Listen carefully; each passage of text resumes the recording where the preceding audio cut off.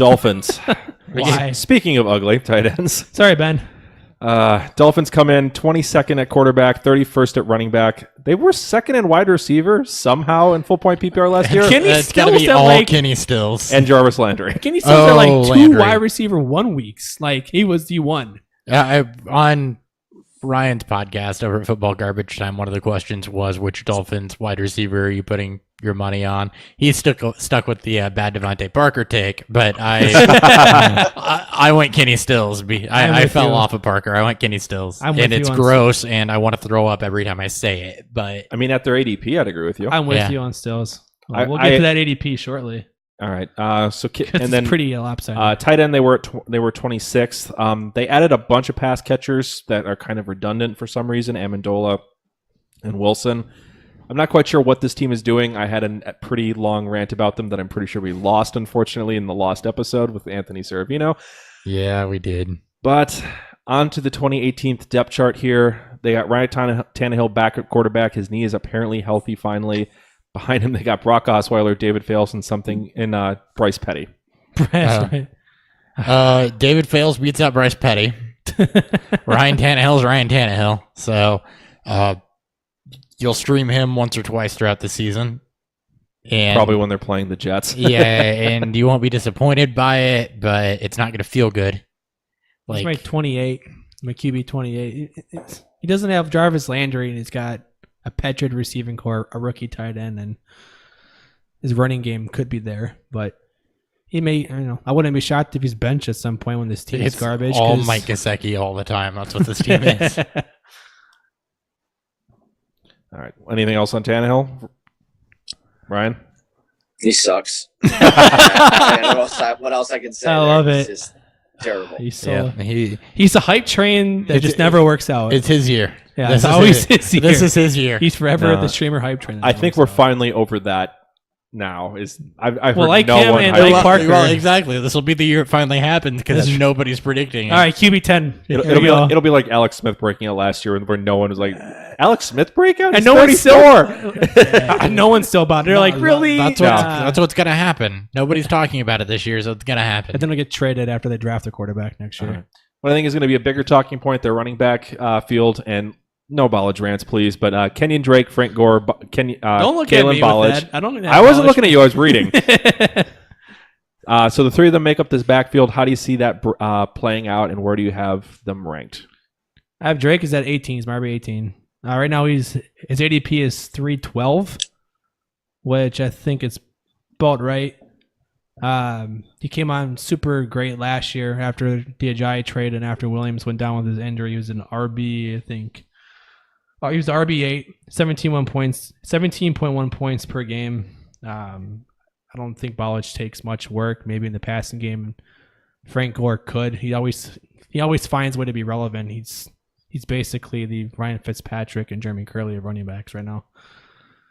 He's never finished below running back 20. Like never. He finished there. Really? He was running back 20 last year. Was he really? What the fuck? He was an RB. Oh my god. Frank Gore. Yeah. He always finds a way to be running back. This is also the first time he actually he's not going to be the RB1 entering the season. So again, who the fuck knows? But watch, Drake gets hurt week 2 and he finishes an RB2 again. You shut your mouth. But yeah, this running back I think is going to be real. This backfield's going to be messy. I'm a little lower on Drake. I've got him as my running back 20, mostly because I started running out of names to put ahead of him. And I've moved them back, but I just don't trust them to give him the workload to make him fantasy relevant. I think he's probably going to be stuck around 50% of touches. Well, his frame would suggest he's not built for a 3-down back role. 6'1", 210. I mean, it's on the lighter side of it. It's a low BMI, but yeah, he's built more like an outside receiver. Who? Yeah, Drake. Oh, but he was 7th in juke rate, 30.9%. He was 10th in yards per touch, 5.4. He's the efficiency stats were amazing last year. It just I'm not sure I believe that the coach is going to keep feeding him the ball. If he adds 5 pounds, it'll be fun. The CMC rule. CMC rules. You got to add 7 more after you add 5.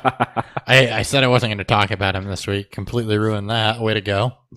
All right. Anything else you guys want? Ryan, anything else to add on the running backs?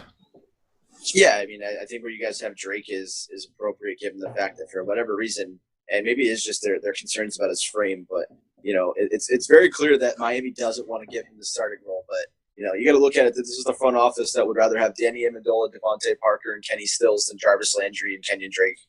So, their personnel decisions seem suspect, but they seem hell-bent on him not being the guy, which makes me, believe that he won't be the guy here. Yeah, unless everyone gets injured again, I don't think he's going to be getting 25 touches. No. All right, we previewed this a little bit. Let's get to outside wide receivers. You got the Parker, Stills, and Jakeem Grant fighting for the outside work. I think pretty much everyone else on the outside is getting cut, including Leonte Carew. Thoughts on those three? Parker will get volume, maybe. Kenny Stills is the guy to own. What's their ADP, Dan? Parker's is 812. Kenny Stills is 1307. Amendola, I know we're not talking about slots yet, 1206. Give me Stills in the 13th round. Amendola. And I'm assuming Kenny Stills. I'm assuming Albert Wilson is NA. Yeah, they're both. So yeah, honestly, Albert Wilson's a dark horse here. That I like Stills and Wilson in best ball. Yeah, I like Stills just because somehow, someway he's produced the last 2 seasons when you didn't expect it.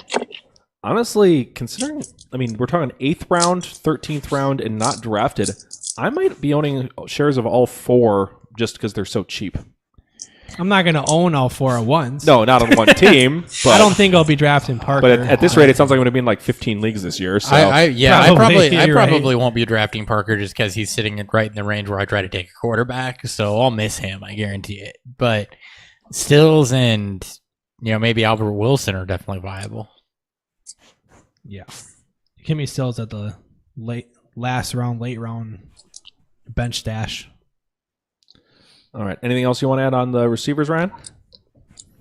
Devante Parker breakout season. You're calling it again? You heard it first. You heard it here first. And maybe last.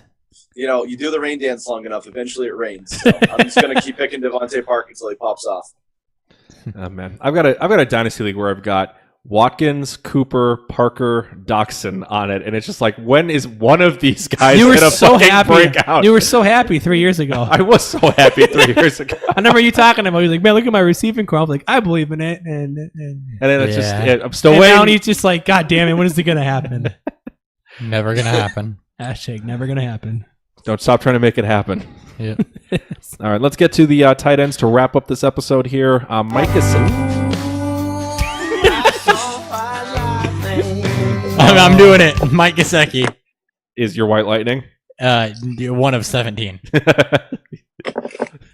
You're gonna drop an album. It's nothing but White Lightning. I'm gonna make a mixtape. I'm gonna go back to 7th grade. Make a mixtape for live studio audience. It's gonna be 13 tracks. All of them are White Lightning. He's gonna draw like lightning bolts all over the CD. Yep. So it just ends up being scribbles. All right. So you're believing in Gesicki as a rookie? One rookie tight end every year seems to do it. It was Evan Ingram last year. I'm going to believe in Mike Gesicki here. He's in the best situation. They don't have a lot of options. No, Tannehill's not traditionally a user of said tight end, but they don't have Jarvis Landry. They're going to need a pass catcher over the middle, and I think that Mike Gesicki's going to do some of that. So, yes, if I'm taking a shot on a rookie tight end, it's Mike Gesicki. I especially like him late as he gets more comfortable and acclimated into at least the pass and run blocking portion of being a tight end. But he could see probably number one. I wouldn't be shocked if he's the number one target in this offense. Come midway point. Wouldn't shock me. I'd be a little surprised, but I wouldn't. It's because I don't like Parker either. Well, yes, as we've gone over here. As we've noted. He's my tight end 19, so I agree with you guys. He's definitely in the, if I'm grabbing 2. He's my 21. Range. Mm-hmm. Ryan, any thoughts on Gesicki there? Yeah, I think like everything you guys said, that he'll be the one rookie tight end, probably the best situation for him this year. They're going to need the production over the middle with Jarvis gone. At some point, I think Devante Parker, when he reaches 100 receptions after 8 games, they're going to kick him the tight end to get him 100 receptions out of the tight end spot too.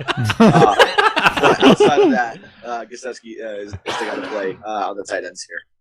All right, and then actually, if anything did happen to Gesicki and he got hurt, I actually don't mind AJ Derby as a kind of I actually have fringe in my fill-in. notes. I think he'd be more of a God.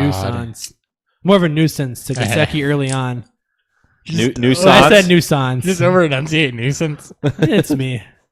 If I don't fuck up at least 3 words an episode, something's gone At wrong. least you woke up for the show, so I'm That's proud true. of that. All right. Anything else you want to do on the AFC East before we put a bow on this division? I want to light it on fire and kick it off of a cliff because 3 of these 4 teams are terrible and the other one's the Patriots. Well, good news. We're doing the AFC North next week.